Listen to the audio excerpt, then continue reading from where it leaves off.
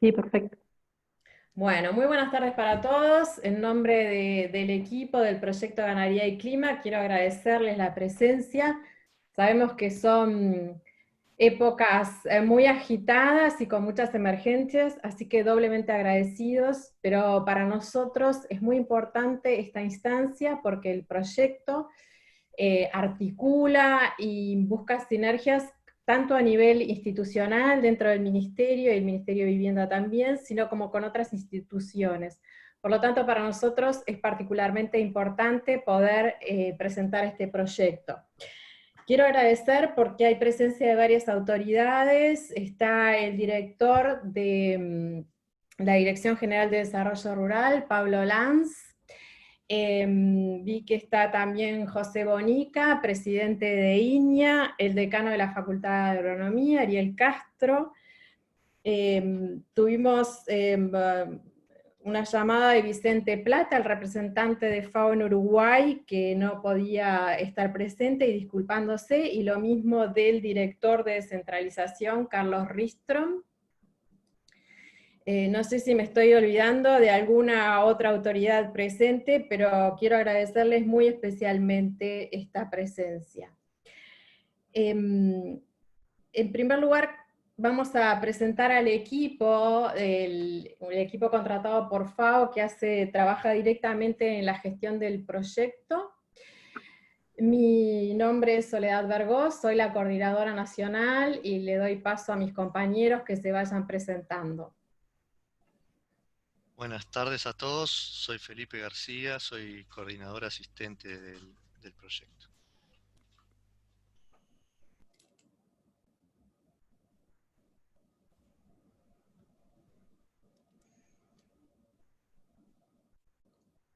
Mi nombre es Valentín Valderrín, yo estoy a cargo del componente 3, que es el monitoreo, la evaluación y conocimiento del proyecto.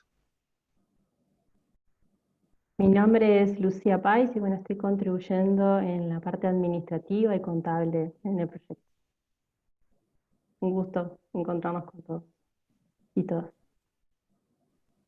Mi nombre es Cecilia Márquez, soy la responsable de comunicación del proyecto y particularmente también de las acciones en territorio en el componente 2, así que con muchos de ustedes ya he estado hablando en varias oportunidades e incluso les mandé algunos Bueno, muy correos. buenas tardes a todos. Yo soy Sebastián Zabal, soy Y adentro el Walter. coordinador de la unidad de sostenibilidad.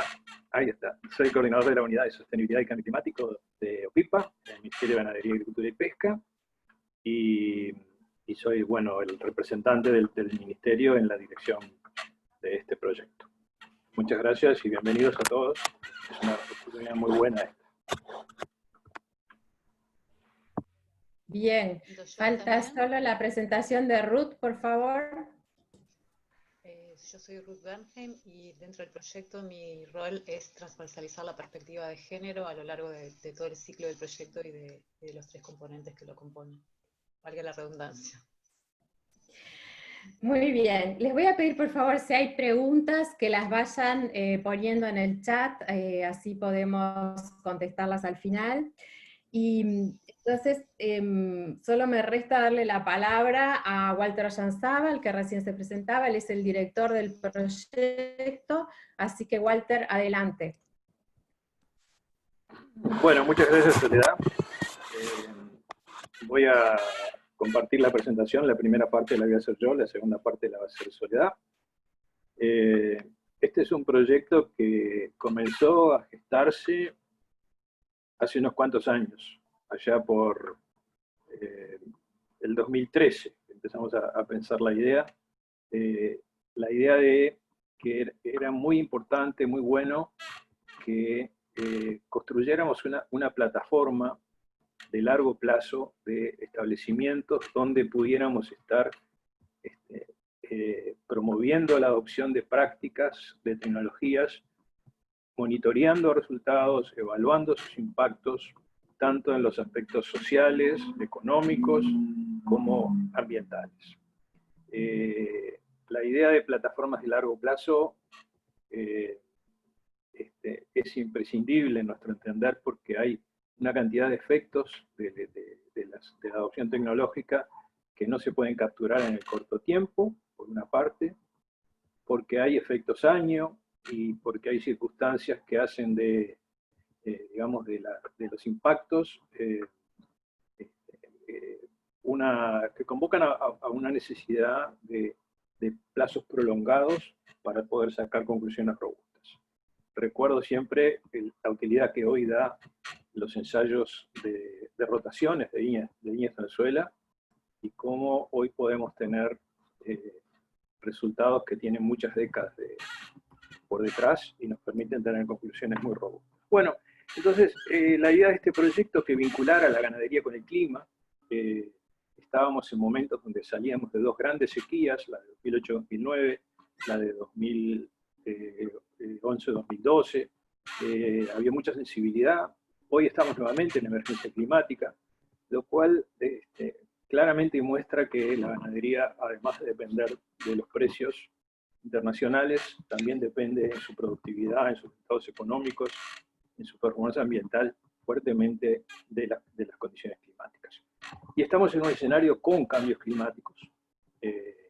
Y ese escenario con cambios climáticos nos plantea desafíos para el mediano y para el largo plazo.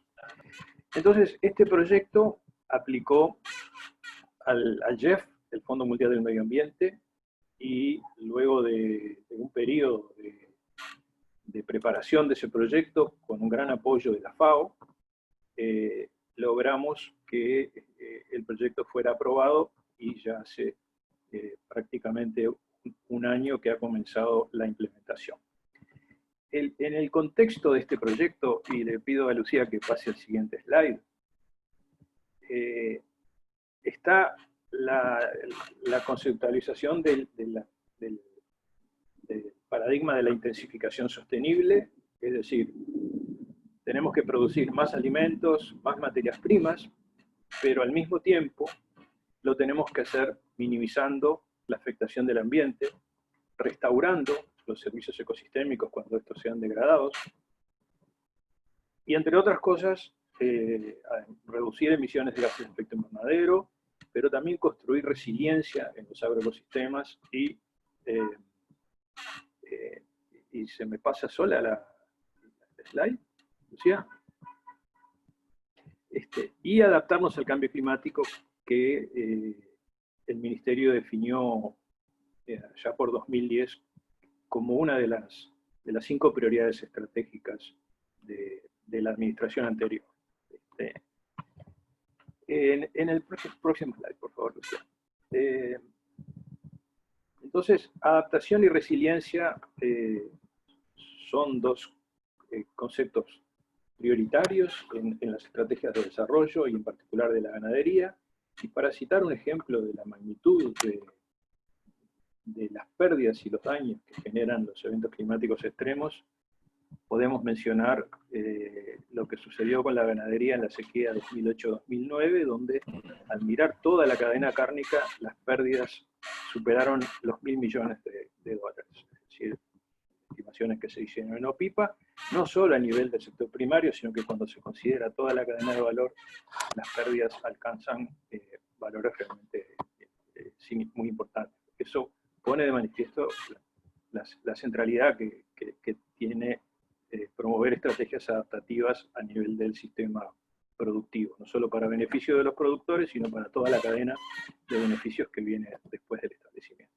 En la próxima, por favor, Lucía.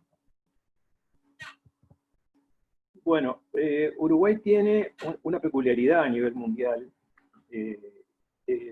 Ustedes saben que a nivel del mundo el principal gas de efecto invernadero es el anhídrido carbónico, por lejos, es responsable de alrededor del 75, 76, 77% del calentamiento global, y la mayor parte de esas emisiones provienen del sector de generación de energía, del transporte, pero en Uruguay tenemos una situación un poco inversa, o sea, la agricultura representa las 3/4 partes de todas nuestras emisiones en el inventario, y la energía, los desechos y los procesos industriales representan una proporción menor.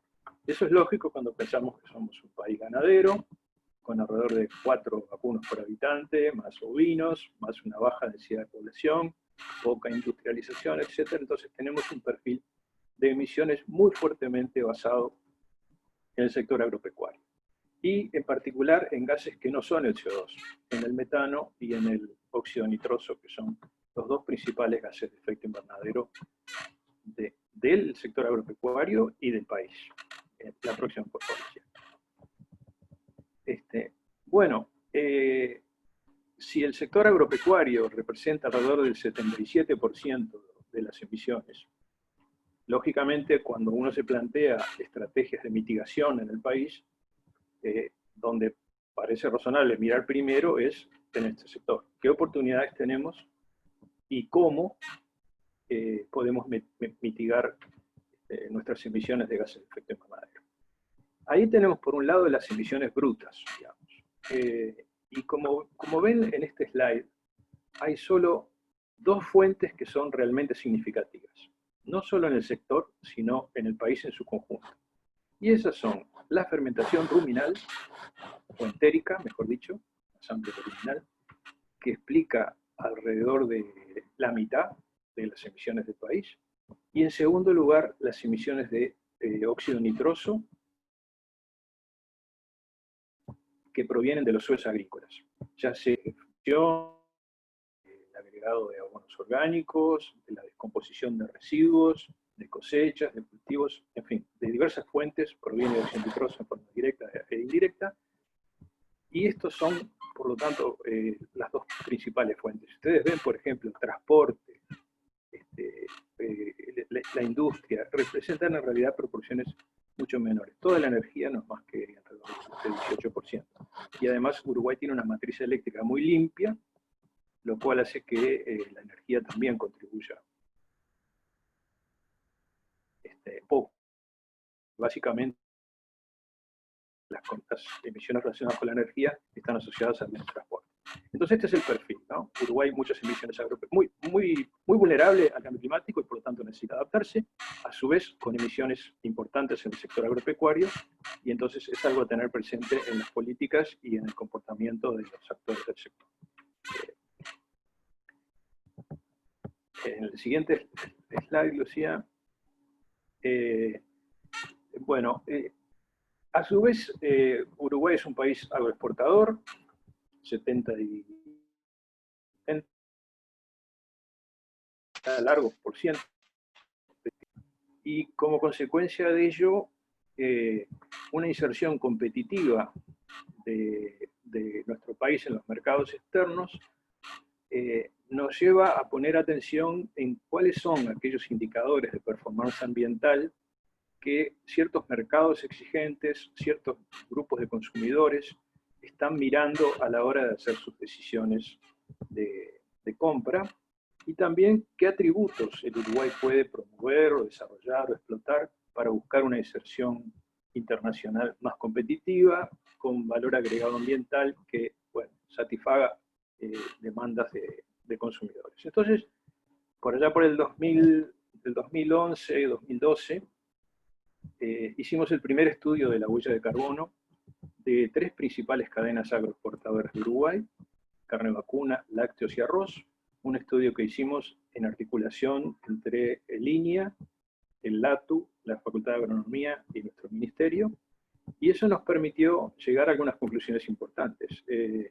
Cuando observamos la huella de carbono desde la cuna de un producto hasta un puerto de destino en el mercado externo, alrededor del 90% se explica por las emisiones dentro de los establecimientos. La industria hace una contribución relativamente pequeña, y el transporte internacional, contra lo que a veces indica cierto sentido común, entre comillas, el transporte internacional tampoco es importante. Entonces, cualquier esfuerzo por reducir la huella de carbono tiene que poner un énfasis particular en lo que pasa en el sector primario. Siguiente, por favor. Así que bueno, como estamos viendo, las emisiones de gases de efecto invernadero se explican mayormente en Uruguay por la ganadería. 62% de todas las emisiones del país proceden de la ganadería. Metano, principal gas de efecto invernadero de Uruguay, 93% proviene del sector agropecuario. Óxido nitroso, segundo gas de efecto de importancia de Uruguay, 99% es de origen agropecuario. En consecuencia, ganadería entendemos que es un sector prioritario para analizar qué tipo de acciones de mitigación Uruguay puede encarar, que lo pongan, por un lado, en línea con el cumplimiento de sus compromisos internacionales, en particular frente al Acuerdo de París, y por otro lado, en relación al desarrollo de competitividad internacional como país. La próxima, Lucía, por favor.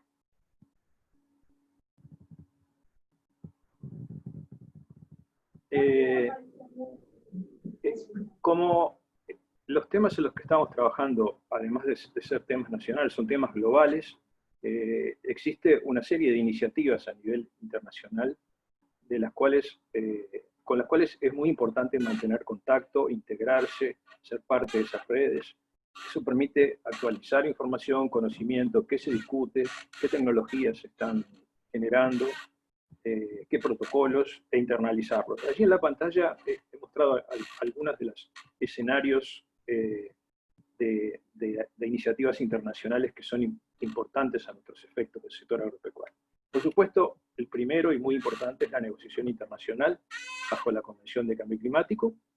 El MGAP viene siguiendo las negociaciones, lo que pasa bajo la Convención y el acuerdo, y desde 2015 el Acuerdo de París, y el MGAP integra la delegación oficial a las negociaciones, pero también somos miembros de la Alianza Global de Investigación en Gases de Efecto Invernadero en la Agricultura, la Global Research Alliance.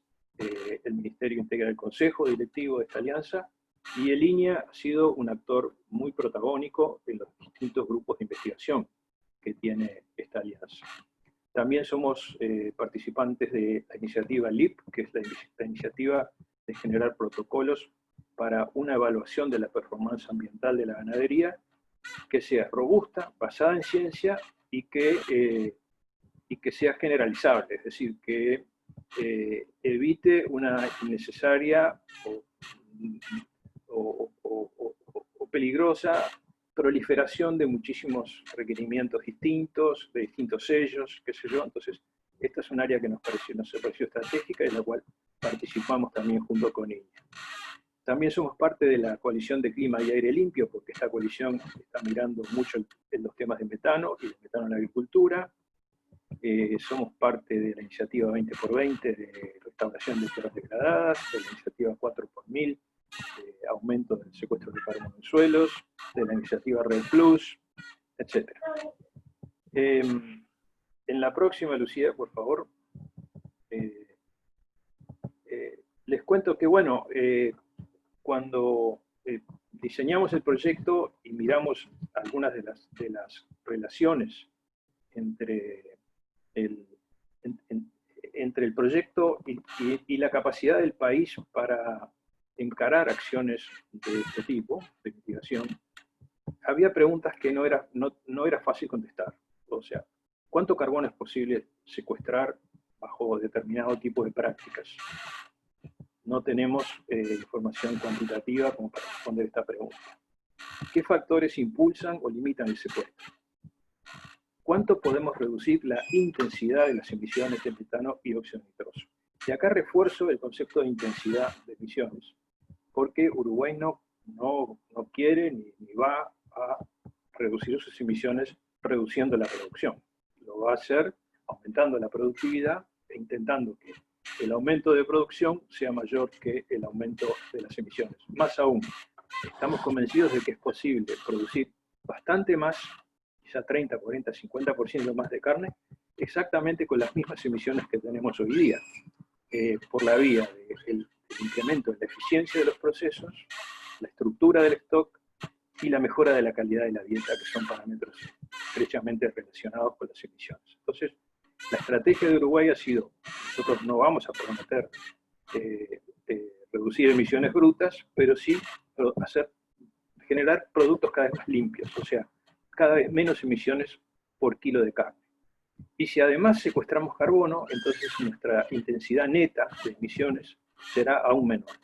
Pero todo esto necesitamos cuantificarlo, necesitamos demostrarlo, necesitamos ponerlo en números.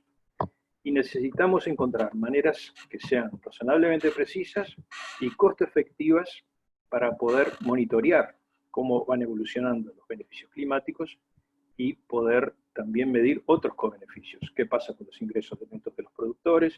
¿Qué pasa con aspectos sociales? ¿Qué pasa con otras dimensiones del panorama de co-beneficios ambientales?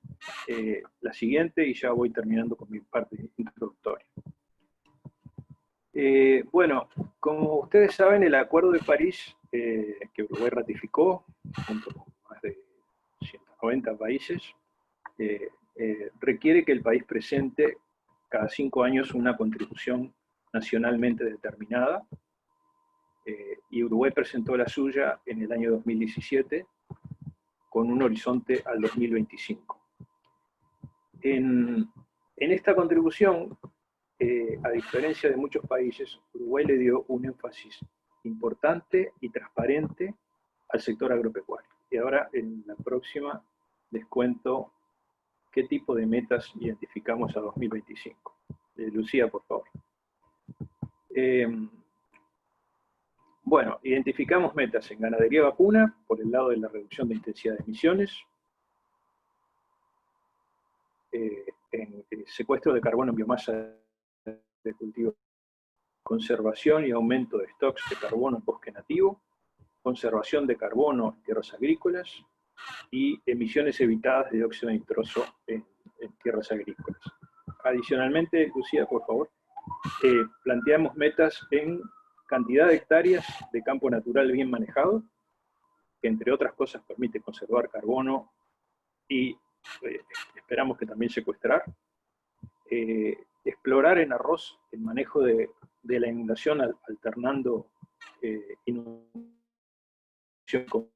con drenaje, aumento de la eficiencia en el uso de fertilizantes nitrogenados para reducir emisiones de dióxido nitroso de estos fertilizantes, y manejo de estiércol en lechería en base a tecnologías de circularidad de nutrientes para reducir emisiones. O sea, como ven, presentamos un menú importante, creo que de los más importantes que ningún país haya presentado, lo cual llamó mucho la atención en el ámbito internacional y nos posicionó y nos generó un capital de imagen de país con ambición de contribuir dentro de sus posibilidades y sin sacrificar ni seguridad alimentaria ni desarrollo económico a la mitigación del cambio climático. En la siguiente, por favor, la siguiente no viene.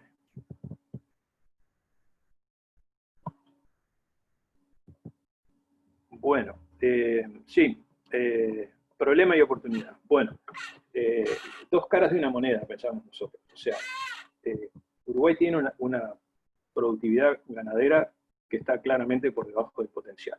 Esto es un problema porque tenemos una pérdida de oportunidades de generar valor, empleo, qué sé yo, y al mismo tiempo es una oportunidad porque al existir esa brecha podemos plantearlos cómo promover acciones que nos lleven a un escenario de mayor productividad.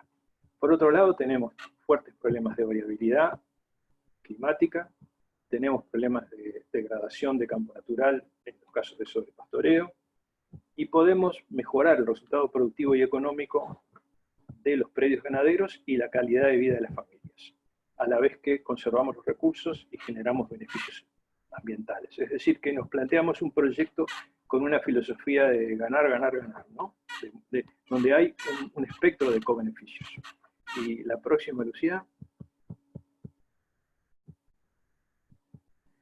Esta es una imagen que muestra cómo pensamos nosotros que a través esencialmente del manejo del pasto, o sea, de promover que los ganaderos trabajen con más pasto, podemos lograr algunos beneficios. O sea, de una situación de sobrepastoreo que ustedes ven a la izquierda de la pantalla con tapices bajos que conducen a degradación, pérdida de fertilidad, reducción del carbono orgánico del suelo, yendo a trabajar con más pasto y promoviendo, por lo tanto, el input de carbono y también de nitrógeno a los suelos, podemos pensar en una reconstrucción de ese capital de carbono orgánico en los suelos que se perdió durante décadas, y por lo tanto tener un secuestro efectivo, que es lo que pretendemos medir.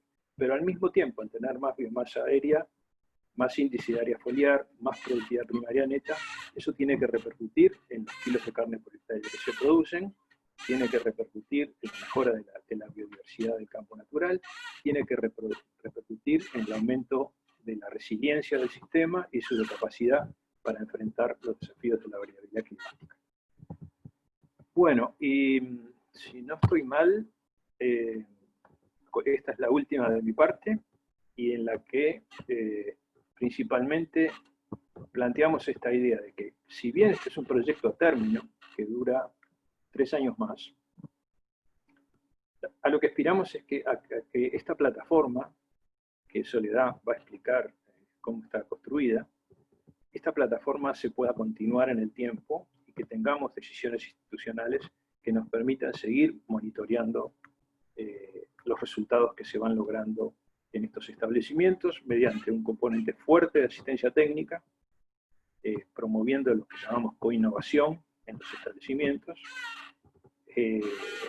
promoviendo la mejora de los ingresos de los productores y promoviendo los beneficios ambientales y el valor agregado ambiental que buscamos también para cumplir con los compromisos del país en el Acuerdo de París y para promover competitividad o defender nuestra competitividad estable.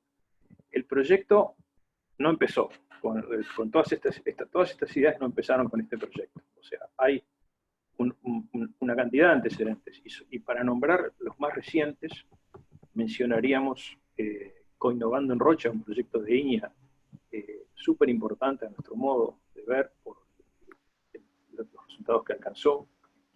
El proyecto llamado UFIP, de INIA, IPA y el MGP, se asociaron y tuvieron el apoyo de Nueva Zelanda para seguir trabajando sobre estas mismas fases conceptuales de promoción de una ganadería. El proyecto Ganadero Familiares y Cambio Climático, que fue resultado de una donación del Fondo de Adaptación de la Convención de Cambio Climático de $10 millones, y que se ejecutó por parte del MGP, IPA, con intervención de INIA, Facultad de Agronomía. Así que, como vemos, este proyecto vendría a ser el bisnieto, el nieto y el hijo de una serie de iniciativas anteriores que le dan continuidad. Bueno, estas son las ideas principales que les queríamos compartir, pero ahora Soledad les va a contar, en verdad, más en detalle cómo está organizado este proyecto, qué componentes tiene, qué instituciones hay. De parte, muchas gracias y adelante tú, Soledad. Bien, gracias, Walter. Después de este marco, entonces entramos directamente a lo que es el proyecto. El proyecto Ganadería y Clima tiene como objetivo mitigar el cambio climático y restaurar tierras degradadas a través de la promoción de prácticas climáticamente inteligentes en el sector ganadero. Seguimos, es un proyecto implementado por FAO, la agencia de implementación es la FAO. Podemos seguir adelante, Cecilia. El financiador es el GEF, el Fondo para el Medio Ambiente Mundial, la anterior. Gracias. Bien, el financiador es el GEF, como les decía. El socio ejecutor es el Ministerio de Ganadería, Agricultura y Pesca, en colaboración con el Ministerio de Vivienda, Ordenamiento Territorial y Medio Ambiente. Tiene un presupuesto que es una donación del GEF de $2.091.000, y tiene también una cofinanciación. Ustedes saben que todos los proyectos del GEF, por cada dólar invertido, requiere del país receptor una contrapartida de por lo menos 6 veces el aporte del GEF.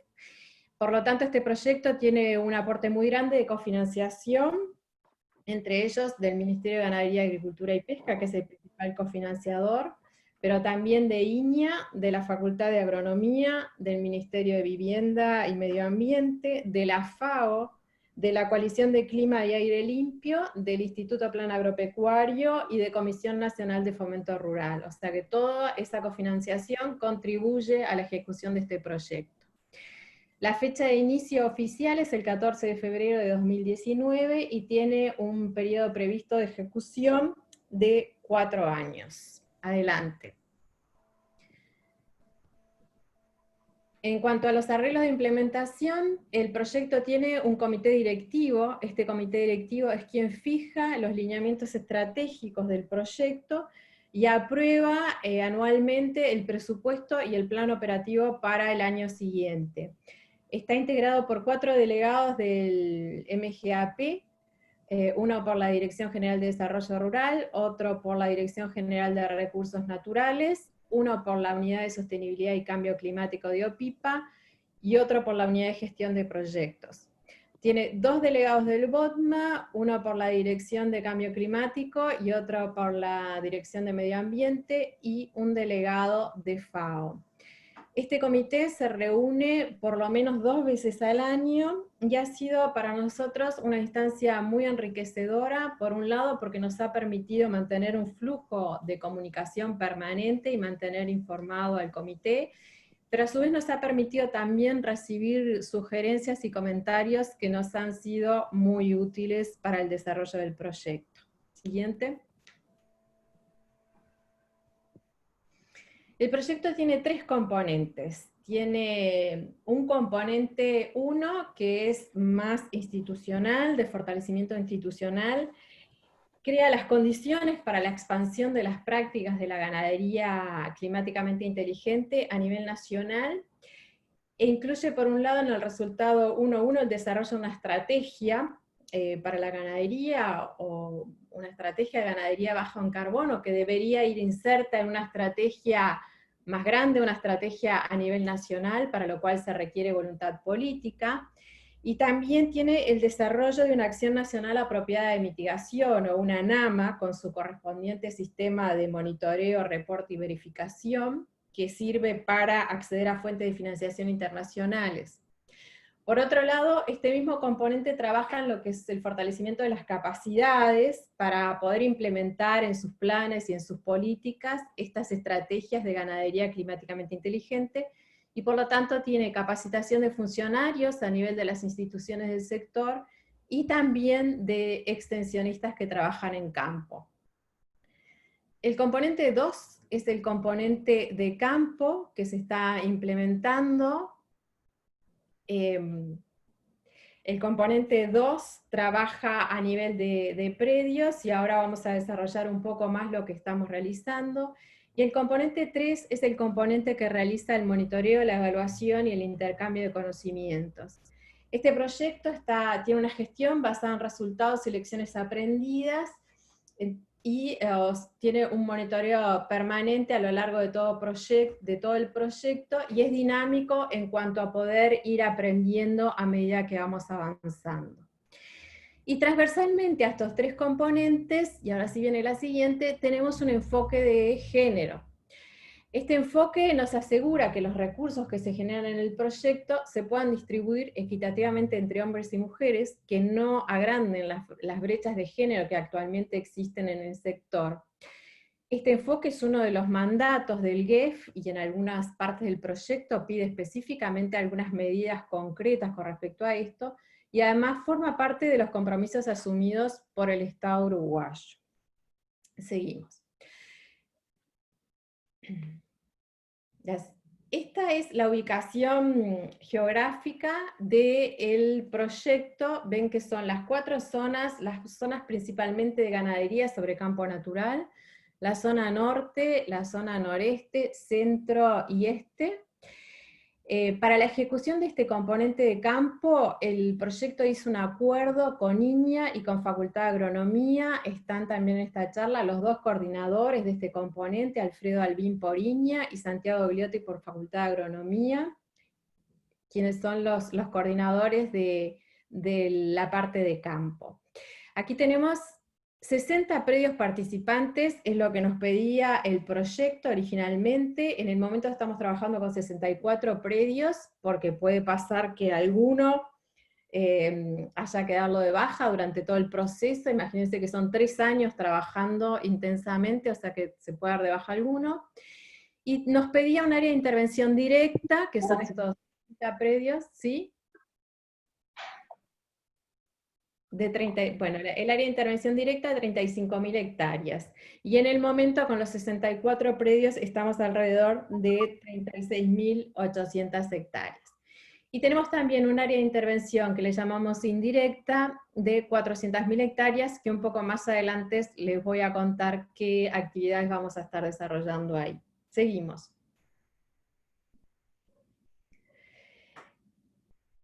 Una parte importante ha sido la estrategia de llegada a territorio, y en esto me quería detener un momento, porque esto ha sido resultado de lecciones aprendidas de experiencias anteriores. Nosotros diseñamos una estrategia de llegada al territorio que nos permitiera respetar, por un lado, el trabajo de aquellos que están a nivel territorial, que conocieran el proyecto de manera de generar confianza. Es imposible confiar en lo que no se conoce, y además que primero conocieran el proyecto antes de llegar al territorio, o sea, que no pasara que empezáramos a trabajar y la gente que está trabajando ahí no lo conociera. Y que además esta estrategia nos permitiera coordinar y acordar actividades en el territorio. Entonces fuimos por una lógica institucional, presentamos el proyecto ante el Grupo Coordinador Nacional, que es el grupo coordinado por el ingeniero José Berbejillo, donde además son varias las instituciones que participan, como por ejemplo INEA, la Dirección General de Desarrollo Rural, o sea que es un ámbito de coordinación muy útil para nosotros para este proyecto. A su vez presentamos el proyecto a los directores departamentales, lo que nos permitió también recibir importantes sugerencias que incorporamos, y luego fuimos a las organizaciones de productores. Por un lado, las organizaciones de segundo grado, presentamos el proyecto ante CAF, Cooperativas Agrarias Federadas, y Comisión Nacional de Fomento Rural. Con ellos acordamos cómo intervenir y nos recomendaron qué organizaciones de base, qué organizaciones de primer grado eran las que exhibían determinadas fortalezas que nos permitieran trabajar juntos. Entonces luego fuimos al territorio y fuimos a presentar el proyecto a las directivas de todas las organizaciones de primer grado en las 4 zonas, y luego hicimos la presentación del proyecto para productoras y productores.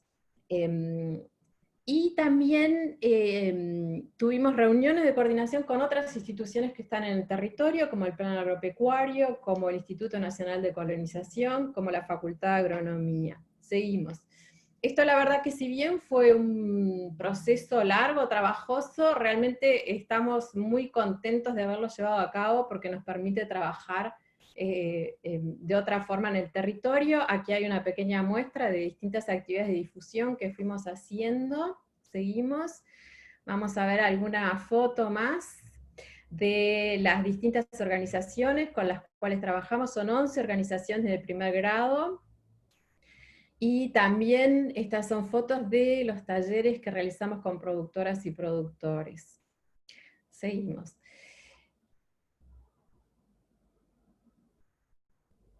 En este componente se trabaja con un enfoque de coinnovación. Este es un enfoque que ya ha sido usado, aplicado anteriormente con muy buenos resultados en horticultura y en ganadería familiar. Y una de las características es que pensamos que no es posible lograr una mejora significativa a nivel de resultados económicos, productivos, ambientales y sociales en base a ajustes aislados, sino que hay que ver el sistema como un todo y realizar cambios de fondo en la estructura y su funcionamiento. Este enfoque promueve y prioriza procesos de aprendizaje como base para lograr los cambios. Está basado en la aplicación de conocimiento, en tecnologías de procesos y no en el uso intensivo de insumos. Por eso este proyecto no financia inversiones a nivel de los predios. Y tiene 3 dominios: el enfoque de sistemas como sistemas complejos que debemos conocer y comprender para poder abordar; el aprendizaje social de todos los actores que participan, tanto a nivel de productoras, productores y sus familias, como a nivel de todos los equipos técnicos que trabajan; y además requiere un monitoreo dinámico de los proyectos. Seguimos.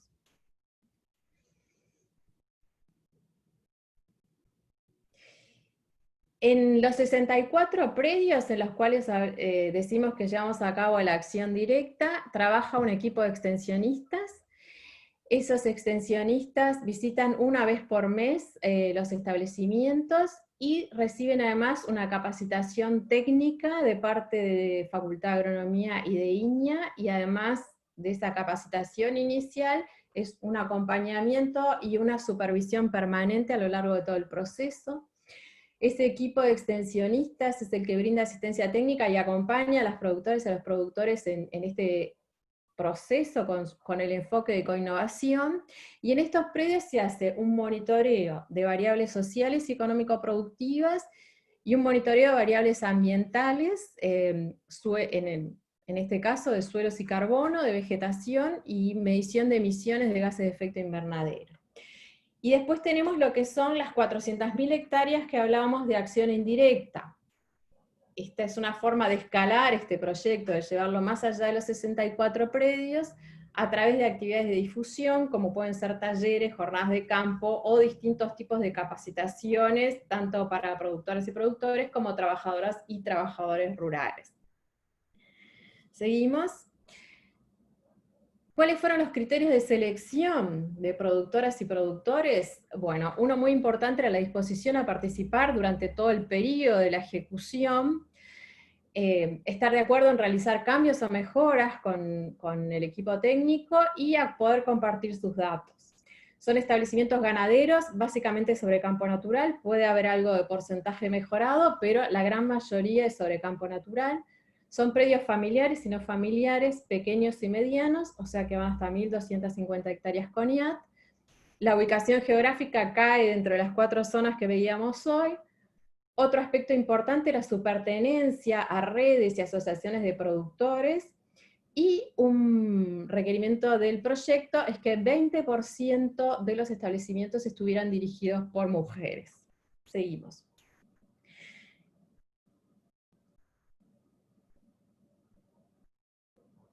El proceso de selección de productoras y productores, luego de las presentaciones que les contábamos que hicimos del proyecto, se abrió un periodo de inscripción. En este caso, las organizaciones de base colaboraron siendo un lugar de recepción de inscripciones. Luego se realizó un primer filtro por tamaño, dadas las exigencias que teníamos de llegar a las 35.000 hectáreas, y de localización, si bien la mayoría de los casos caían dentro de las zonas referidas. Luego se hizo una consulta a organizaciones, a los equipos territoriales y a los directores departamentales para que opinaran si había algún caso de incumplimiento o de antecedentes que ameritaran tenerlo en cuenta. Y posteriormente quedó entonces un listado de 100 predios que fue visitado. Cada uno de ellos se hicieron 5 equipos de 2 personas, y durante enero y febrero pasado estuvieron visitando todos los predios, terminando de presentar el proyecto, aclarar dudas, conociendo más sobre los predios, de forma de facilitar la decisión para la selección final que se realizó, que llegamos a estos 64, y luego se comunicó el resultado. Así como tuvimos ese cuidado en la llegada al territorio, también fuimos comunicando resultados a todos los actores relevantes.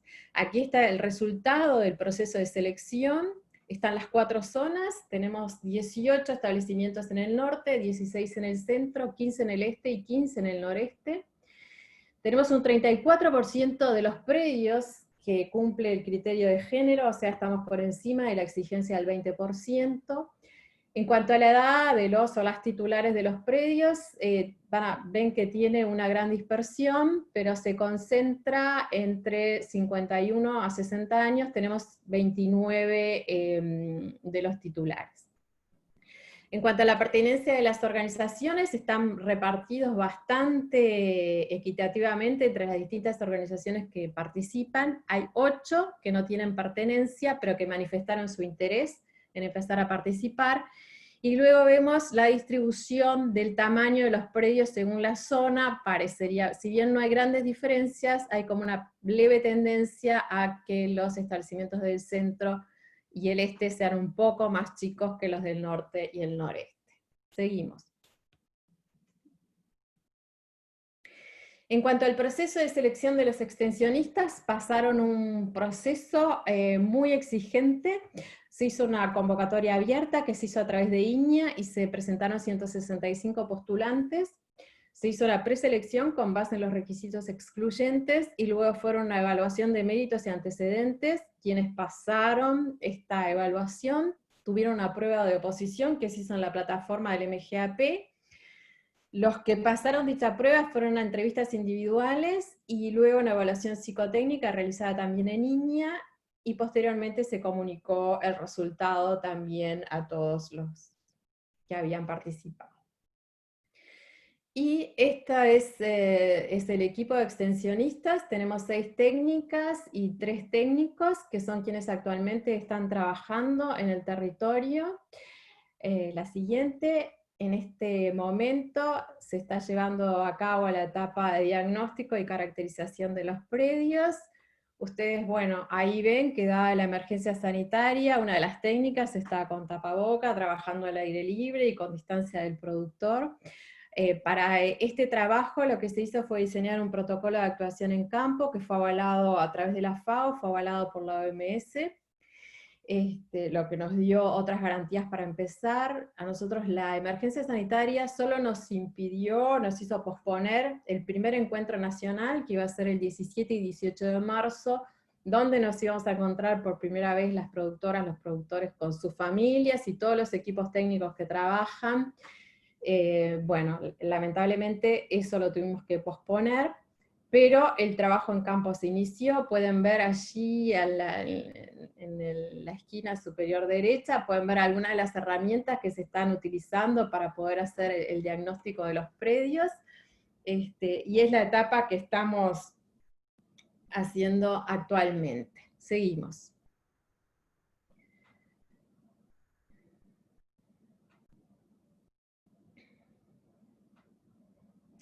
¿Qué beneficios esperamos una vez finalizado el proyecto?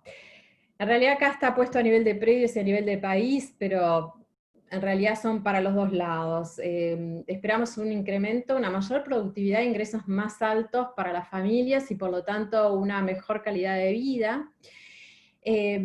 Esperamos una reducción de las emisiones netas de gases de efecto invernadero a través de los mecanismos que explicaba Walter anteriormente, lo mismo del secuestro de carbono en suelos, y además esperamos impactos positivos en la biodiversidad y otros servicios ecosistémicos, y por lo tanto más resiliencia y adaptación. Y queremos que todo lo recabado en este proyecto, todas esas medidas, todas esas variables que vamos a trabajar, sirvan y aporten al desarrollo de una estrategia de ganadería baja en carbono, que como decíamos anteriormente va inscrita en una estrategia más grande de país, como país, ¿verdad? Bueno, seguimos. Esto es lo que queríamos presentarles como una primera aproximación al proyecto. Por favor, agenden estos contactos. Si quieren, además, nos pueden dejar sus datos y los podemos incluir en listas de difusión para tener una comunicación permanente. O sea que, bueno, estamos abiertos ahora a preguntas. Les decimos, como señalábamos al inicio, para nosotros es muy importante generar sinergias, coordinaciones, acuerdos con distintos actores del sector, porque entendemos que todo eso nos enriquece mucho como proyecto, y además nos va a permitir alcanzar niveles más altos y mejores de resultados. Así que, bueno, estamos abiertos a todos los contactos que quieran establecer. Muchísimas gracias. No sé si hay preguntas. Felipe, si tú pudiste recabar algo. Por el chat no hay ninguna pregunta, pero Bien. capaz que alguno tiene alguna para hacer.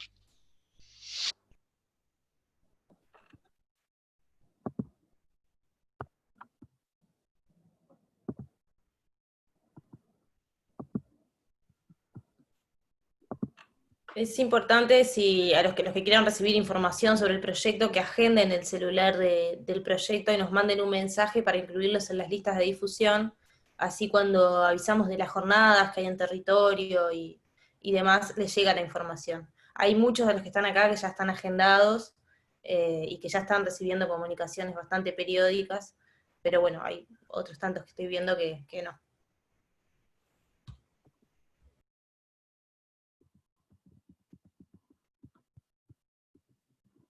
quizás necesiten anotar el teléfono, Ceci. Sí, se los anoto en el chat, así les queda a todos.